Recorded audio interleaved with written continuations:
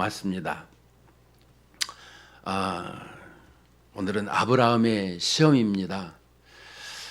우리는 살면서 많은 시험이 있습니다. 우리가 시험을 테스트라고 하죠. 또 어떤 사람은 시험이 들었다라고 하는데 그것은 템테이션, 유혹이라고 합니다. 근데 오늘은 하나님께서 이 테스트, 이 시험을 보고자 하는 것입니다.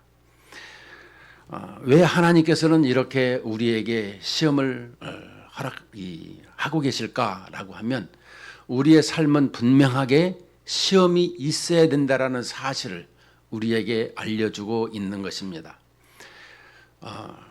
그것은 우리의 신앙을 검증하고 우리의 신앙을 키워가는 그런 잣대이기 때문에 이러한 것은 필요한 것입니다. 하나님이 하시는 것은 모든 것이 옳은 것이기에 우리는 이런 시험을 받아야 된다라고 하고 있는 것입니다. 그런데 오늘 이 본문 22장을 보시게 되면 이 시험이 왜 있게 되는가? 물론 하나님의 깊은 이 뜻이 있고 계획이 있지만 먼저 우리는 그것을 하나님의 말씀을 쫓아서 어떻게 이 부분을 우리에게 말씀하시는가를 찾아봤으면 좋겠습니다. 먼저 1절에 보면 그 일 후에 그랬습니다. 그 일 후에 하나님이 아브라함을 시험하시려고 그 일이라는 것이 무엇이겠습니까?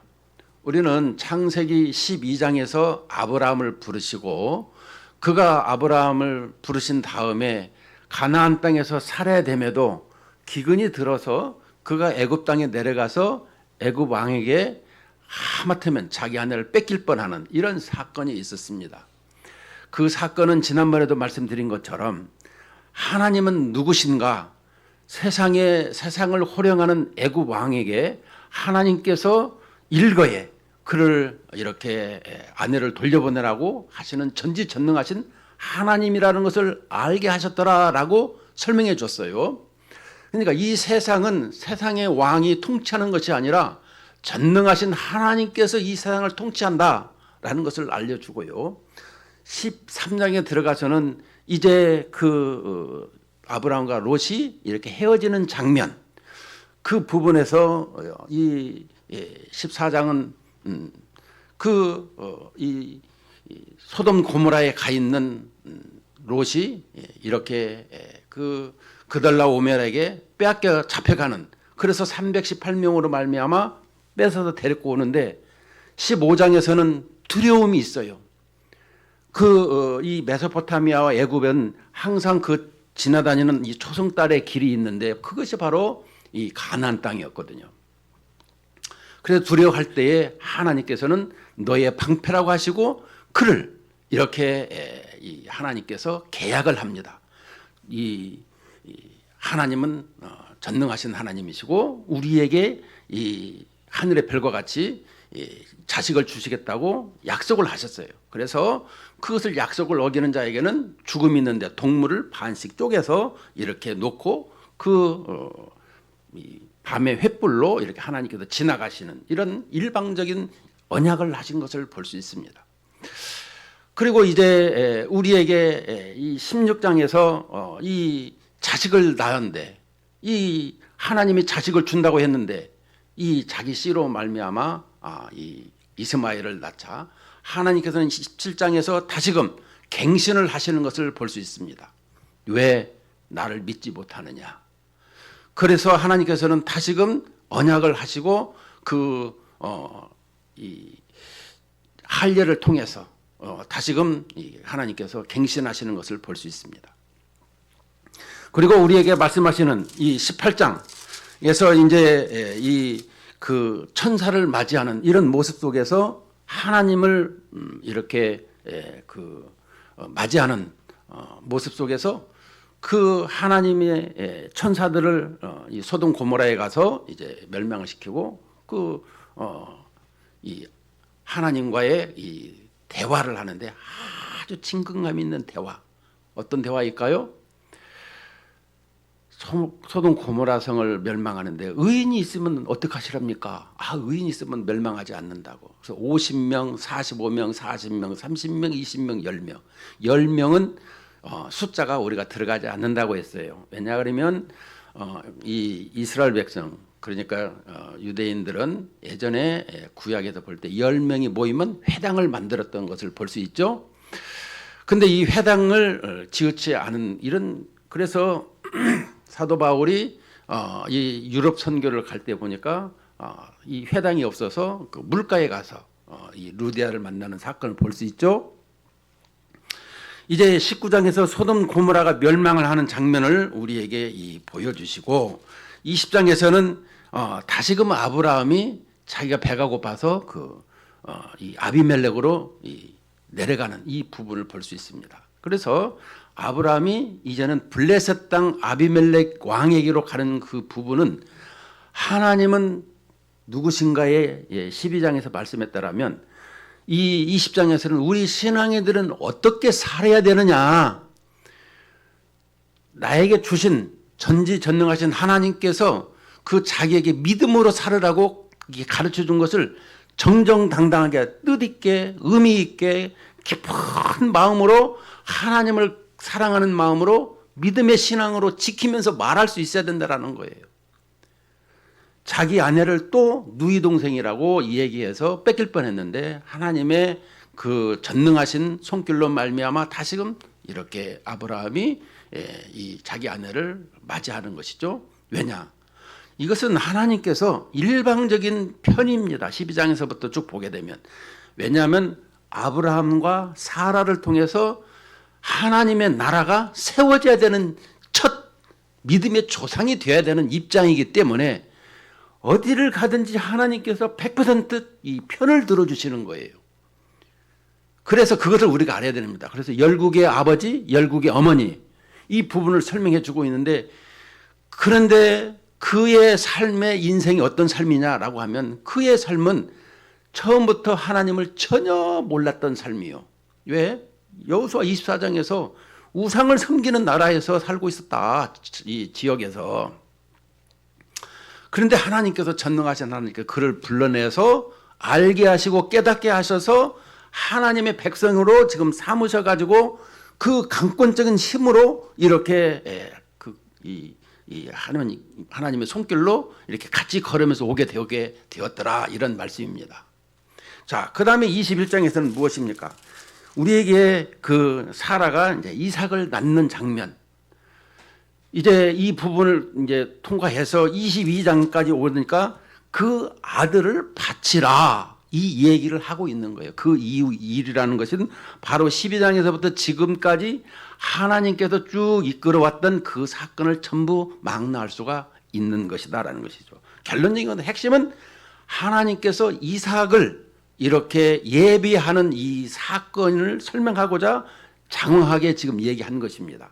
그러면 이삭은 어떤 분이냐, 어떤 사람이냐라고 하게 되면 이스마엘을 낳지만 이스마엘은 서자일 뿐만 아니라 이삭은 언약의 자손, 언약의 자식이라고 설명을 하고 있습니다. 그것은 죽었던 몸과 같은 그 몸에서 하나님의 말씀으로 말미암아 보내신 아들이었다.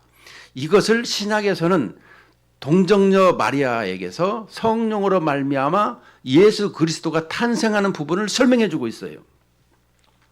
자, 그러면 우리에게 이 부분을 시험하는 장면 속에서 우리에게 주시고자 하는 말씀이 뭐냐? 물론 신학적인 면은 부활신앙, 부활신학을 설명해 주는 것은 말씀하고 있어요. 이 주게 이 아브라함 시대가 어느 시대냐면 지금으로부터 4,000년 전이라 이렇게 표현할 수가 있습니다. 예수 그리스도가 이 땅에 오신 지 2026년인데 이 아브라함과 이 동시대에 있던 사람은 욥이라고 하는 욥기서에 있는 그 시대의 주전 2000년경, 그러니까 약 4000년경이죠. 근데 출애굽을 할 때는 언제죠? 이스라엘 백성이 1446년, 그러니까 500년 후에, 그러니까 430년 후가라고 설명을 하고 있죠. 역대 이게 성경을 기록해서 보니까 그렇게 나와요. 자, 그래서 이제 시험하려고 그가 이제 부르셨는데, 하나님께 부르셨는데 그를 부르시자 아브라함아 하시니 그가 이르되 내가 여기 있나이다. 우리는 하나님께서 부르면 항상 내가 여기 있습니다, 종이 듣겠나이다, 이 말을 가질 수 있어야 되는 거예요. 하나님 부르면 뭐라고 말씀해야 되나, 내가 대답해야 되나, 뻘쭘하면 안 돼요. 사무엘아 사무엘아 부르니까 엘리가 부른 줄 알고 엘리 제사장을 쫓아갔는데 엘리 제사장이 그러잖아요. 종이 듣겠나이다 이렇게 말하라고 했잖아요. 그때 하나님의 음성이 가르쳐 주잖아요. 우리가 기도하면서도 하나님께서 말씀하는 내용을 내가 듣겠나이다 라고 하는 이런 신앙 고백이 있어야 된다라는 거예요. 이게 훈련되지 않으면 하나님이 어느 날 말씀하시면 하나님을 만나면 뭐라고 말씀하느냐. 우리 주일학교에서는 예수님 보고 싶었어요, 예수님 사랑해요, 이런 말을 가르치잖아요. 이 나이 드시면 뭔 말을 해야 될지를 몰라요. 꿈속에서라도 주님이 말씀하시면 종이 듣겠나이다, 내가 여기 있나이다, 이런 말을 할 수 있어야죠. 왜? 준비돼야 된다, 이런 말을 하고 있는 거예요. 2절에 보니까 여호와께서 이르시되 내 아들 내 사랑하는 독자 이삭을 데리고 모리아 땅으로 가서 내가 네게 일러준 한 산 거기서 그를 번제로 드리라. 자, 이삭을 데리고 이 모리아 땅으로 이렇게 가고 있습니다. 그 모리아 땅으로 가는 것은 바로 이제 아라우나 타작마당에서 다윗이 그 교회 설리는 데가 바로 이 모리아 땅입니다. 그리고 예수님이 십자가에 선 땅이 바로 여기인 것입니다. 그래서 그를 번제로 드리라라고 하는 것은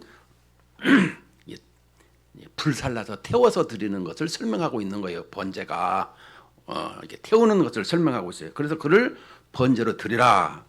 3절을 보니까 아브라함이 아침에 일찍 일어나 나귀의 안장을 지우고 두 종과 그의 아들 이삭을 데리고 번제에 쓸 나무를 쪼개 가지고 떠나 하나님이 자기에게 일러주신 곳으로 가더니 제3일에 아브라함이 눈을 들어 그곳을 멀리 바라본지라. 자, 3일 동안에 가는 동안에 어떻게 했을까요?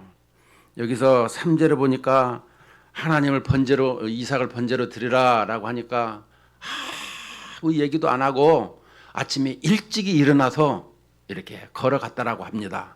근데 3일에 이제 도착을 했어요. 4절에 보니까. 근데 그 3일 동안에 어떤 마음이었을까?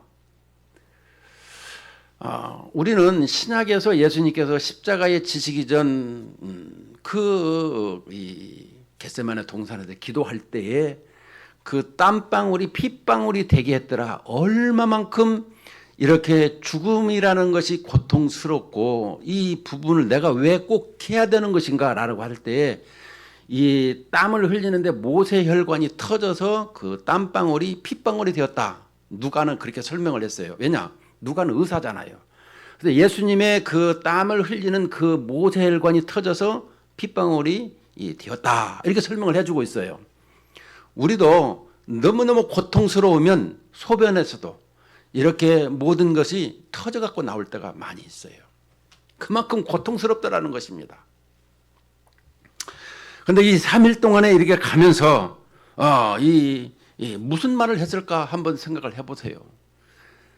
백선화되어서 자기 아들을 바치는 이 입장, 이 부분을 한번 우리가 이 주님의 표정과 주님의 이 살을 부딪히는 이런 모습을 우리가 이 예배 동안에 예배 시간에 이것을 우리가 가질 수 있어야 되는 것입니다. 하나님의 임재라는 것은 우리가 볼 수가 없으나 우리가 깃발을 흔들릴 때에 그 깃발이 이렇게 흔들리는 것은 바람이고 또 이 왕이 있을 때는 봉황기가 있듯이 우리에게 십자가에 이 말씀이 있다라는 것은 주님이 지금 임재하고 우리가 시간대에 약속을 했기 때문에 하나님이 임재해 계신다는 걸 분명히 알고 있어야 되는 거예요.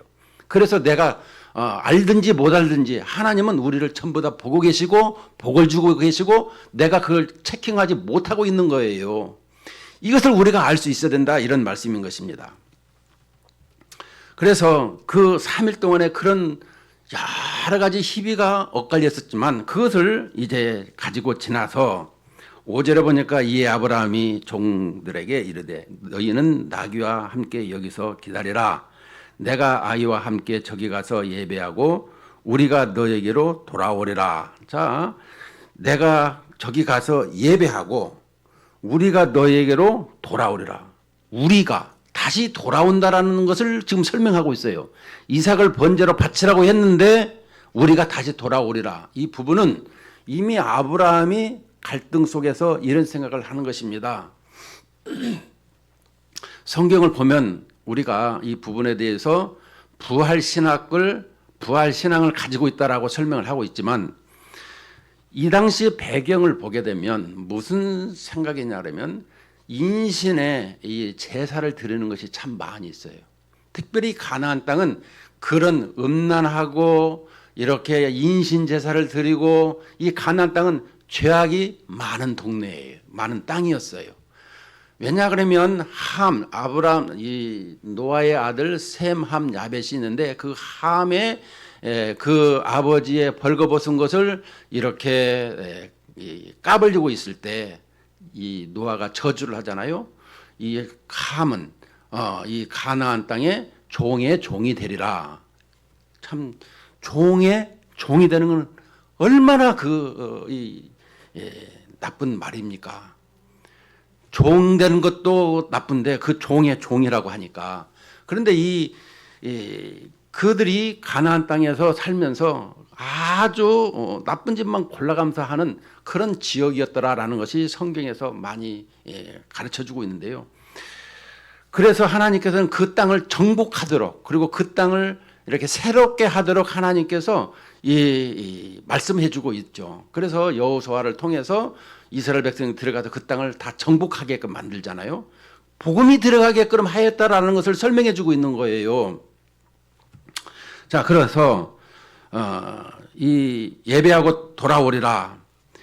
그런데 그 땅을 바라볼 때 이 아브라함이 나에게 이렇게 잘해주시는 하나님, 나에게 모든 걸 해주시는 하나님. 그런데 다른 사람들은 이 다른 신에게 제사를 드릴 때 인신 제사를 드리는데, 그런데 나에게 지금 이렇게 이 아들을 또 바치라고 하는 이런 부분에 대해서 이게 고민이 있었다라는 것을 볼 수가 있는 것입니다. 많은 사람들은 이렇게 최고의 제사를 인신을 드리는 것을 그 땅의 그 지역에서 그것을 보고 있었는데, 자기에게도 이렇게 하나님은 모든 일이 지금까지 전폭적으로 100% 자기 편이 되어주신 하나님인데 그 하나님을 내가 과연 언제 어떻게 만났는가. 여러분, 우리가 신앙생활 하면서 모두가 다 이렇게 체험적인 이 첫사랑은 다 가지고 있어요. 근데 그 후에 약해지고 다 잃어버리고 그걸 간간히 가지고 있는 이런 신앙. 성령의 충만함과 성령의 내주하심과 성령의 인도함으로 살아가는 것보다 내 의지와 내 힘과 때로로 필요해서 하나님 이렇게 살아가는 것은 아닌가. 아브라함도 이런 것을 가지고 있을 것이다 라는 것입니다. 왜냐? 지금 이렇게 하나님께서 아브라함에게 이삭을 바치라라고 했을 때 그 마음은 참 무거웠더라라는 것이죠. 내 편이 되어 있지만. 그런데 우리는 다시 한번 생각을 해볼 것은 여기에서 이 사흘길로 가면서 별별 생각을 다 가졌겠지만, 그러나 이 아브라함이 지금 내가 저기 가서 예배하고 너에게로 다시 돌아온다라고 하는 이 고백을 하는 것은 우리가 히브리서 11장의 19절에서 이렇게 말씀합니다. 그가 하나님이 능히 이삭을 죽은 자 가운데서 다시 살리실 줄로 생각한지라 비유컨대 그를 죽은 자 가운데서 도로 받은 것이니라. 이 히브리서 기자 믿음장에서 보게 되면 아브라함이 어떤 믿음이었는가. 15장 6절에서 보면 여호와를 믿으니 이를 그의 의로 여기시고, 의롭다가 하는 하나님의, 우리가 모든 것이 불의한 사람들이에요. 이 창세기 3장 15절에서 인생을 이 하나님의 선악과 하나님 말씀을 불순종한 인생들은, 하나님의 반역한 인생들은 죽어야 하는 이런 불의한 사람들이라는 것을 설명해 주고 있어요. 근데 하나님께서 우리에게 이제 의롭게 하여 주시는데 하나님은 전지전능하신 이 하나님이라는 것을 또 이 천지 창조를 만드시고 내 인생을 주관하시는 하나님이라는 것을 알고 이렇게 고백하는 이 신앙을 바라볼 때에 그를 의로 여기셨더라. 이것을 설명해 주고 있어요. 그런데 우리에게 다시금 생각할 것은 야고보서 2장에서 우리에게 설명해 주는 말씀이 있어요. 그것은 뭐냐 그러면 우리에게 야고보서 기자는 이렇게 말씀을 하고 있습니다. 21절에서 22절을 보게 되면 우리 조상 아브라함이 그 아들 이삭을 제단에 바칠 때에 행함으로 의롭다 하심을 받은 것이 아니냐. 우리는 아브라함이 믿음으로 의롭다함을 받았으나 야고보서에서는 이 이삭을 제단에 바칠 때 행함으로 의롭다함을 받았다고 했어요. 그런데 22절에 보니까 네가 보거니와 믿음이 그의 행함과 그의 믿음이 그의 행함과 함께 일하고, 그러니까 하나님을 믿으면 그 믿음이 행함과 함께 일을 하는데 믿음이 온전하게 되었다. 이렇게 야고보서 2장 21절 22절은 이렇게 말씀하고 있어요. 우리에게 믿기만 하고 행함이 없는 믿음은 죽은 믿음이다. 이걸 말씀하고 있는 것이에요. 우리 신앙에서. 자, 그런데 아브라함이 이제 우리에게 이 말씀은 6절에 보니까 돌아오리라 하고 아브라함이 이에 번제 나무를 가져다가 그의 아들 이삭에게 지우고 자기는 불과 칼을 손에 들고 두 사람이 동행합니다. 자, 이삭에게 나무를 지읍니다.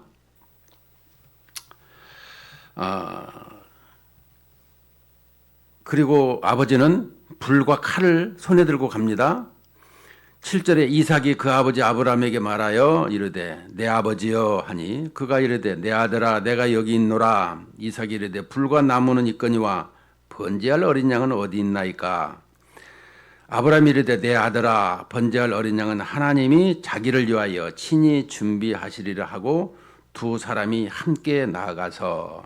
자, 여기서 우리가 보게 되면 자, 질문을 했어요. 첫 번째, 하나님은 누구신가? 저렇게 많은 지역에서 인신 제사를 드리는데 나는 나에게 전폭적으로 잘해주시는 하나님, 100%로 잘해주시는 하나님, 그리고 내 아들을 바치라고 하신 하나님, 그런데 부활신앙으로 다시 살리신다고 하는 하나님, 그 하나님은 그러면 뭐라고 말을 해야 되는가라고 하면 그 하나님은 사랑의 하나님이다라고 표현을 하고 있는 거예요. 우리에게. 많은 사람들은 이렇게 하나님에 대해서 어떻게 생각하고 있느냐. 아들을 이삭에게 지금 이삭을 바치라고 하는 그 아들을 통해서 이 하나님께서는 하시고 싶은 말씀이 뭐냐고 하면 네 아들을 지금 바치는 것을 나는 내 아들을 지금 바치는 그런 사랑의 하나님이다라고 하는 것을 설명해 주고 있는 거예요. 이 대목이. 우리에게 시험을 주시고자 하는 것은 자, 그렇더라면 이렇게 이 아브라함과 이삭을 통해서 지금 행하는 하나님이 계획하시는 것을 이렇게 아버지 아브라함과 이삭이 대화하는 이 부분을 볼 때에 자기를 위하여 친히 준비하시리라 하고 두 사람이 함께 나가서 이제 9절이 중요합니다. 9절을 보면 하나님이 그에게 일러주신 곳에 이른지라 이에 아브라함이 그곳에 제단을 쌓고 나무를 버려놓고 그의 아들 이삭을 결박하여 제단 나무 위에 놓고 손을 내밀어 칼을 잡고 그 아들을 잡으려 하니 그랬습니다. 이 부분을 우리가 잘 생각을 해봐야 됩니다. 뭐냐면 9절에 보면 동사가 4개가 나와요. 아브라함이 그곳에 제단을 쌓고 그 다음에 나무를 버려놓고 그다음에 이삭을 결박하고 제단 나무에 놓고 제의적인 말이 아니고 이 말은 문학적으로 우리에게 좀 표현하고 있다는 걸 설명할 수 있어야 되는 거예요. 뭐냐? 제사를 드리는 이런 제의가 아니고 문학적으로 표현을 하게 되면 이런 뜻입니다. 어머니에게 이 젖먹이가 아이가 있습니다.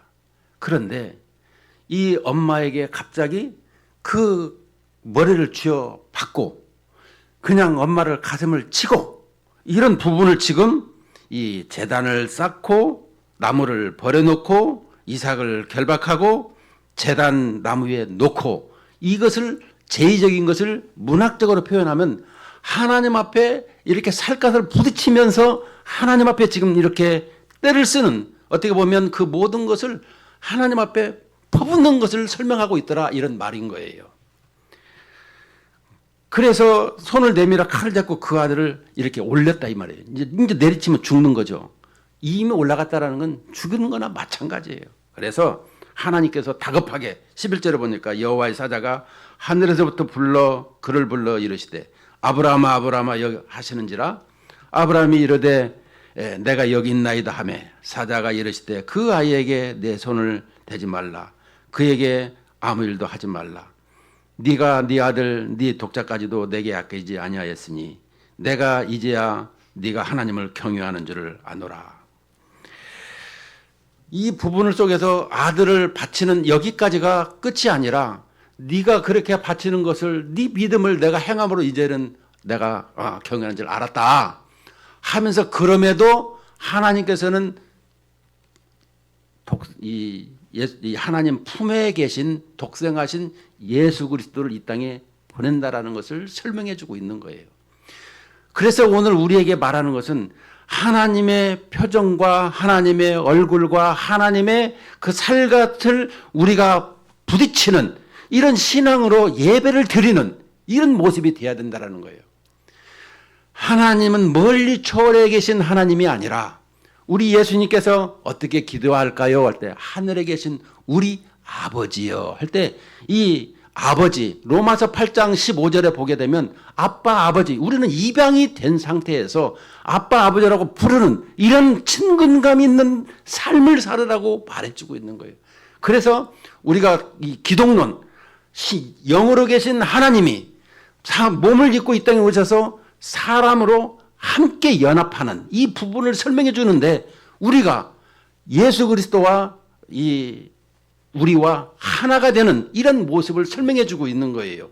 그래서 포도나무 위에서 떨어지면 죽고 우리가 연합함으로 말미암아 열매를 맺는 이런 신앙생활을 하라고 지금 설명해 주고 있는 거예요.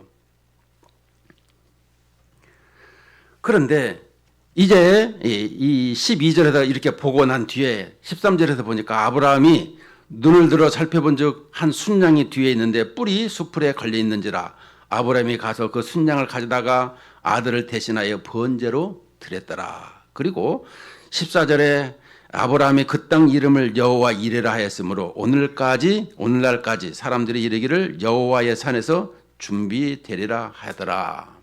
여호와 이레 이 제목을 이렇게 정했다가 그냥 1절로 정했어요. 아브라함의 시험, 아브라함의 여호와의 시험 이렇게 하려다가 문제는 자 이제 15절부터 보십시다.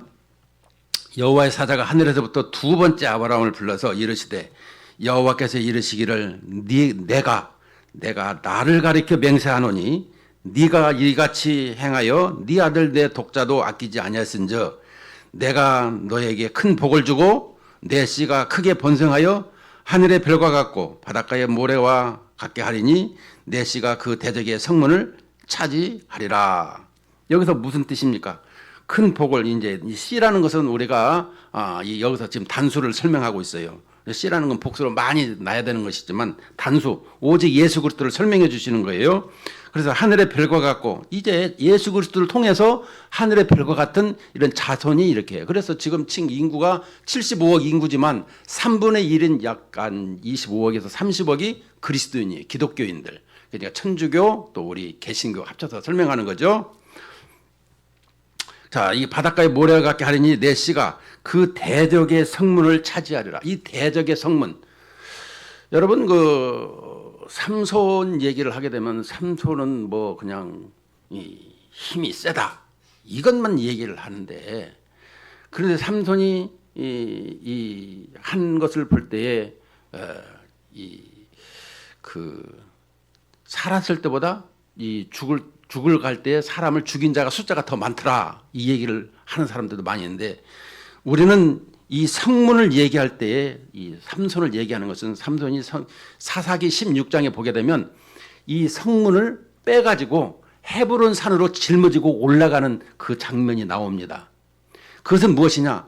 성문이 얼마만큼 중요한가? 이것을 우리가 알 수 있어야 되는 거예요.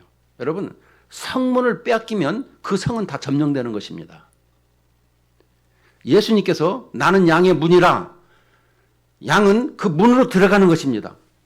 그러니까 예수님께서 양의 문이라고 요한복음 10장에서 말씀하고 있는데 이 문은 그 지키는 사람이 누구냐? 이 성의 주인이에요. 그래서 시편 127편에 보게 되면 우리에게 이렇게 말씀합니다. 127편 1절에서 5절까지인데요. 솔로몬의 시 곧 성전에 올라가는 노래라 이렇게 부제로 되어 있는데요. 여호와께서 집을 세우지 아니하시면 이 집이 성하고 똑같은 이 베이트라는 단어를 쓰고 있습니다.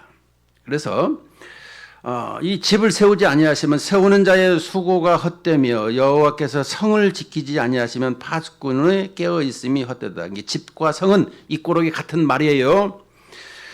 너희가 일찍 일어나고 늦게 누우며 수구의 떡을 먹음이 헛되도다. 그러므로 여호와께서 그의 사랑하시는 자에게 잠을 주시는도다. 자, 사랑하는 자, 여디디야, 솔로몬 여디디야를 사랑한 자라고 했죠.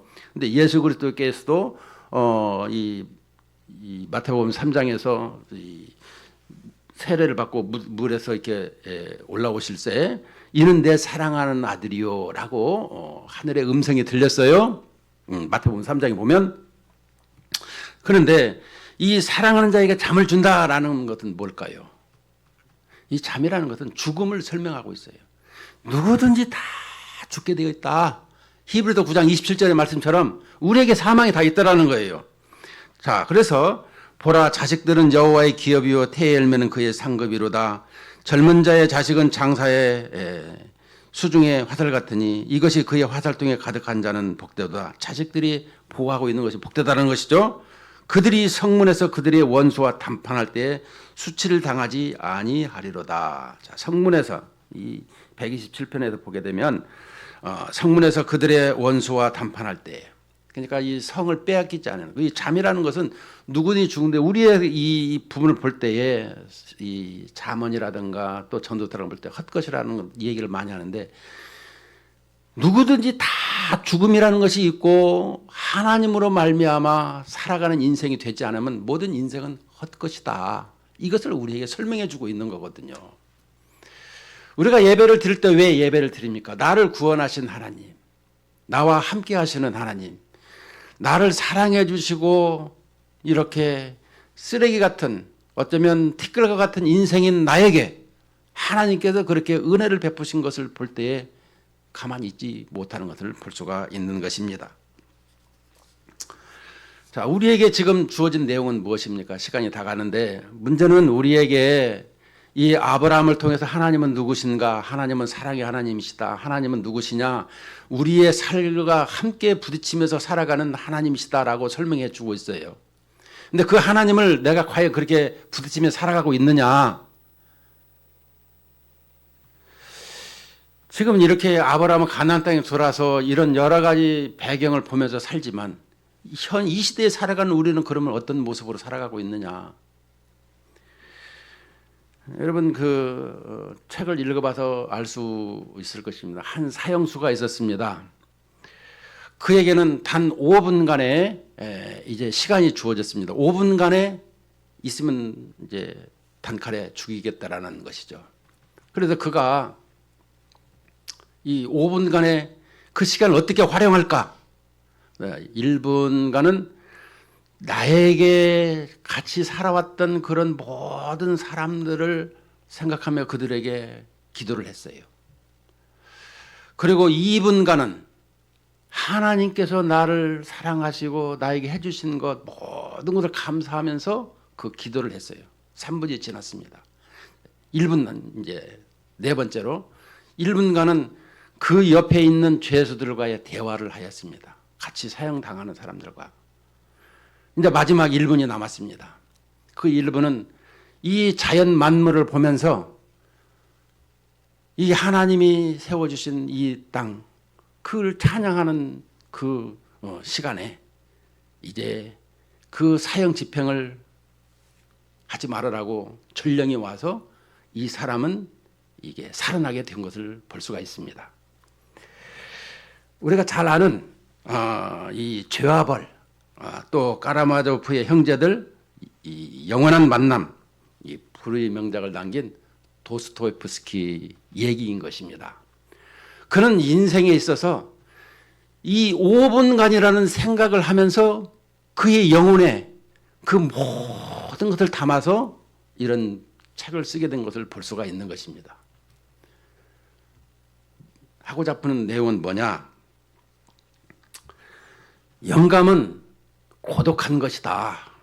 고독한 외로움이 없다면 하나님을 만나보기가 어렵다라는 말씀인 것입니다. 하나님과 나와의 독대 관계가 있어야 되는데 그런 고독하고 외로운 그런 만남이 깊은 우리의 그것이 있을 때에 하나님과 나와의 그런 영감이 놀랍게 만들어진다라는 거예요. 여러분, 이 아브라함을 보면서 느낀 것이 무엇입니까? 자기 인생에 개입해서 75세에 불러서 이제 127세에 죽지만은 그의 인생을 쭉 보면서 175세에 죽죠, 참. 근데 그 인생을 보면서 자기가 이 하나님에 개입하면서 자기 인생을 변화시킨 내용을 보게 된다는 것이죠.